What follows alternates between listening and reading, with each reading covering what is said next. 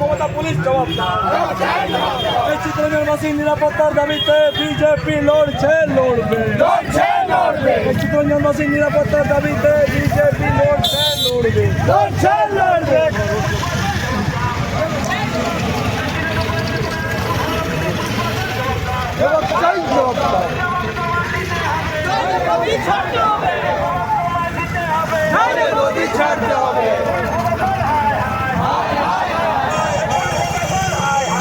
এটা হলো আমাদের বারাবণী বিধানসভার চিত্তরঞ্জন সিএলডব্লিউ চিত্তরঞ্জনের যে রেল ইঞ্জিন কারখানার যে শহর, সেই সুসজ্জিত শহর আজ নিরাপদ নয়।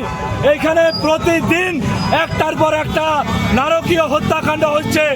এর আগেও এখানে দুবার শুট আউট হয়েছে দিনের আলোয়, এবং গত দুদিন আগে আপনারা দেখেছেন এখানে এক গৃহবধূকে দিনের আলোয় বাড়িতে ঢুকে নৃশংসভাবে কেটে এখানে দুষ্কৃতীরা পালিয়ে গেছে। 17 জায়গায় তাকে ক্ষত করা হয়েছে। কি নৃশংস ঘটনা!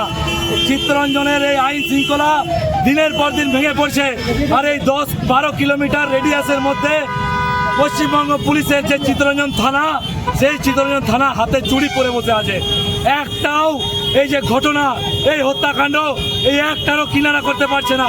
তাই আজকে ভারতীয় জনতা পার্টি চিত্তরঞ্জন মণ্ডলে আজকে এই প্রতিবাদে নেমে পুলিশকে বুঝিয়ে দিয়েছে যে যদি আপনারা চিত্তরঞ্জনবাসীর নিরাপত্তা নিশ্চিত না করেন, এইভাবে যদি একের পর এক দুষ্কৃতী কর্মকাণ্ড চলতে থাকে, ভারতীয় জনতা পার্টি আজ চুপ করে বসে থাকবে না।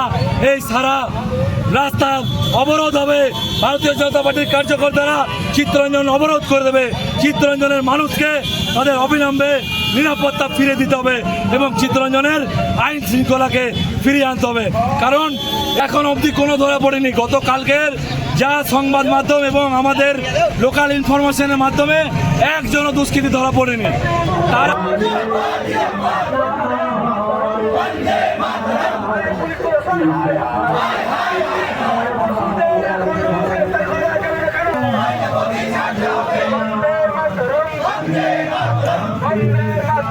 Vande Mataram.